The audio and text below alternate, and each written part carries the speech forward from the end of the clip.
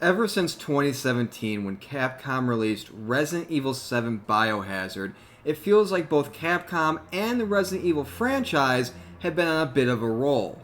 In 2019, they followed up the release of Resident Evil 7 Biohazard with the remake of Resident Evil 2 and followed that up in 2020 with the remake of Resident Evil 3 Nemesis.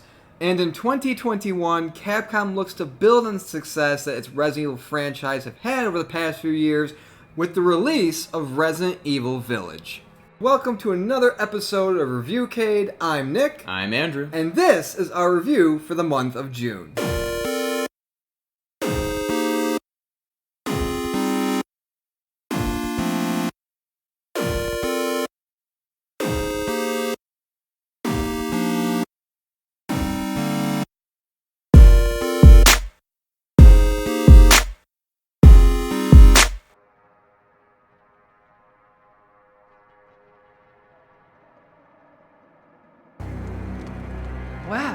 Well, Ethan Winters.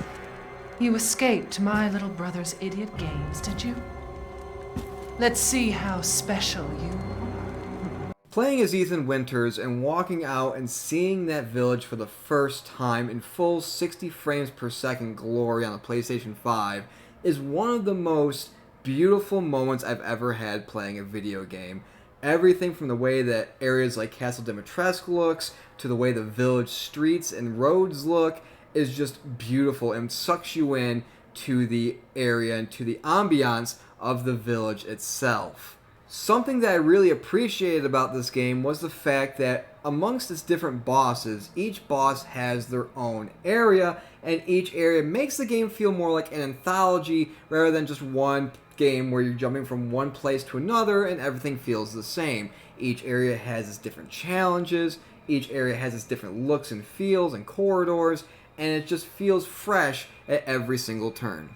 When entering into the village for the first time, you get this sense of an environment that has been lived in.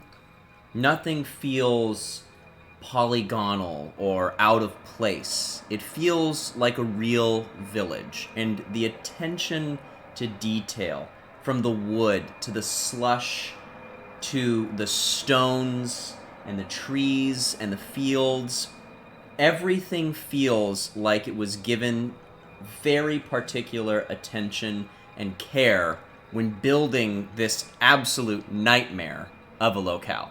As Nick said, there are several different locations, and each of them feels so varied and unique.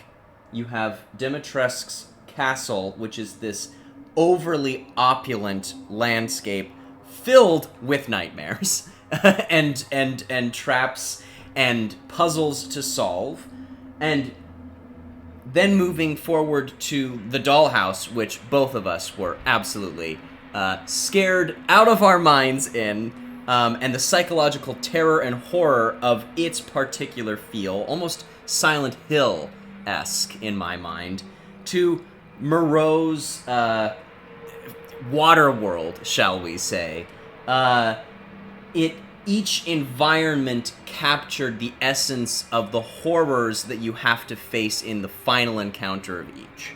It was clear and apparent from the get-go that what we were about to play was something that had a great deal of love and care put into it, and a desire to elevate the experience of horror that Resident Evil is so well known for.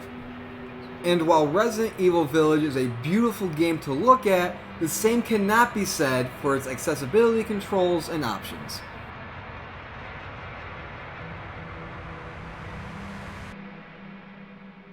While you can change button layouts in terms of button presets, and you can toggle on and off how you want Ethan to jog and run, the overall lacking of a full button remapping and being able to change buttons where you need them is very disappointing, especially for a game that's next gen.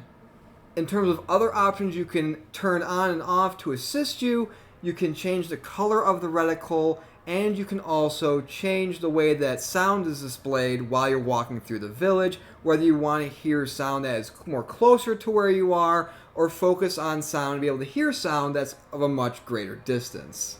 A feature that is also sadly lacking in the game is the ability to enhance the text size of both the options menu and the subtitles themselves. For a game that is very dialogue heavy, very cutscene heavy, not having that feature is a greatly missed opportunity to pull people into a world you spent so much time creating who may need some help along the way. I have voiced my issues with lack of full button remapping in many of our reviews previously for next-gen games, and it's unfortunate to see that the Resident Evil franchise, which is beloved by many, follows suit to many of its predecessors. It would have been a much better experience for everyone who wanted to play this game if they had provided full button remapping. Overall, I'm disappointed that Capcom did not include better accessibility options. On a positive note, however, the inclusion of an aim assist greatly enhanced our experience when it came to gameplay.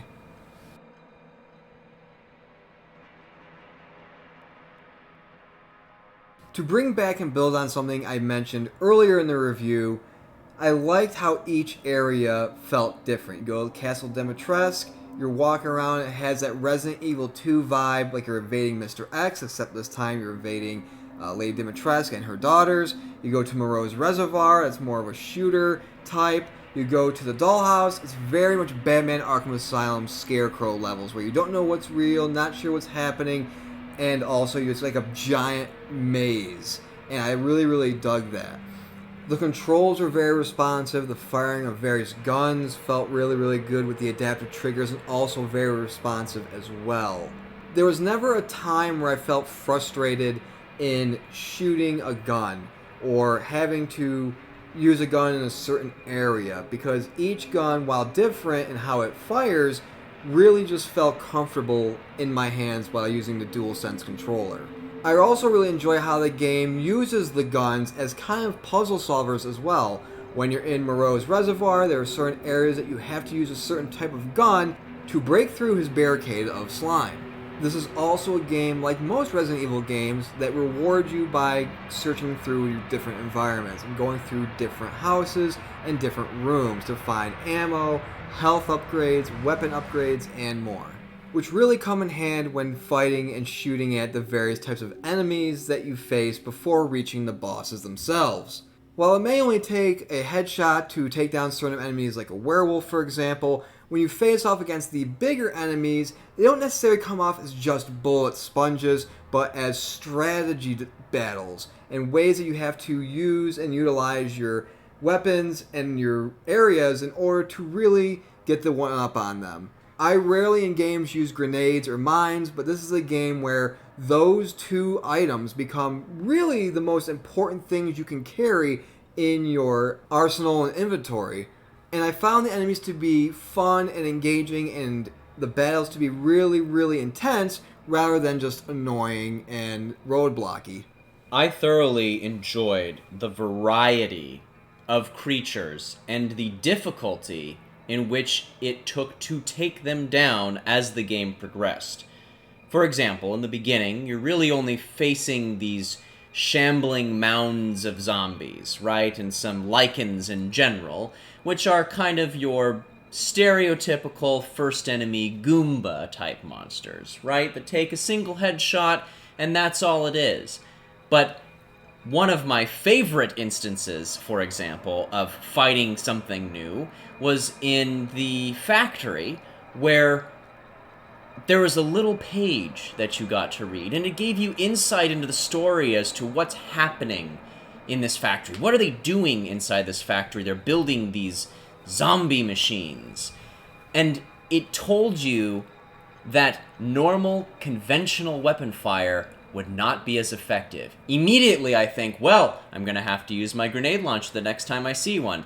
And what happens? I walk around a corner and there is one. And I loved that not only the game gave you these little tidbits as lore and these experiments that are happening in the world, but then presented you with the challenge. The challenge of having to overcome such a fearsome foe, and honestly, beat me a couple times, which was very fun. But there wasn't just enemies that you had to shoot at. Particularly a certain boss, which we will not spoil in this review, that we had to fight in the dollhouse, where you had to navigate this very tight house, this maze of psychological terror, as this thing is wandering in the dark, presented a different type of challenge that you're not normally used to. Additionally, the boss fights had various mechanics, and each felt unique in their own way. You weren't simply just throwing bullets into them. Some of them had phases. Some of them had acid rain pouring from the sky that you had to take cover from. And I think that something this game prided itself on was the fact that each boss fight felt unique and different from anything else. The completionist in me was also thrilled the minute I opened up the map and saw all of the little nooks and crannies that I could explore for valuables. Each house was marked red when you had not collected everything, and once you had collected everything, it turned blue. And there were a lot of houses, there were a lot of rooms, and there were a lot of little tiny hidden gems, literally, sometimes, on the roof somewhere that you could shoot down and collect, and there was a great deal of satisfaction the minute that that room would turn from red to blue. The game then provides an amazing opportunity to take all of those wonderful little knickknacks that you have collected from around the village and sell them to the Duke. And I loved the Duke system, patent pending. I really enjoyed being able to take all of the gems, the crystal skulls from the monsters I've slain, and sell them to the Duke for weapon upgrades that increased both my ammo capacity, my reload speed, my handling of all my weapons. It gave a clear sense of progression and a clear reason for you to explore the space so that you could make yourself that much stronger for the big bad fights. And with all of that in mind, here are our final grades.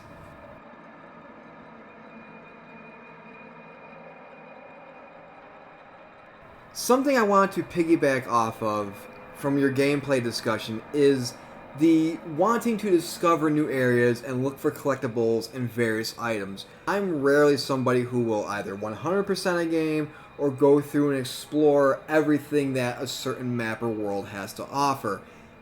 Resident Evil Village, what it does very, very well is pulling you in enough to where you want to go into every house, down every road, and enter every path in order to see and discover what it is you can find and grab out of there, because who knows, maybe by missing a house you end up, not having enough to upgrade the gun that you need, or buy enough bullets for this boss you have to fight. That going into the overall game, I feel, is something that's very, very important, and it's something that I feel is just wonderful. The game is not really all that accessible at all. However, I did not really have that much of an issue while playing it. So that being said, this is a press start for me.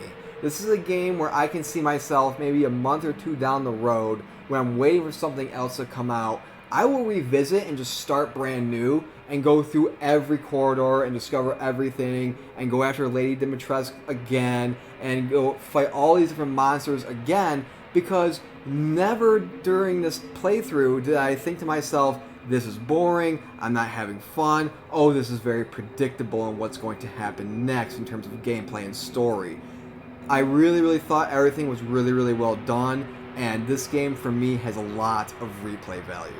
Though the lack of controller customization is a detriment to the overall accessibility of the game, to me this game is a press start, simply off of the merits of its visual, its gameplay, and the uniqueness of each environment that you encounter. I highly recommend picking up Resident Evil Village for your next game purchase. And there you have it. There is our review of Resident Evil Village. As always, be sure to check us out on Facebook at facebook.com/reviewcade. We're also on Twitter and on Instagram at reviewcade as well. And as always, we are partnered with the Players vs. Cancer team as part of the AACR, which is the American Association for Cancer Research.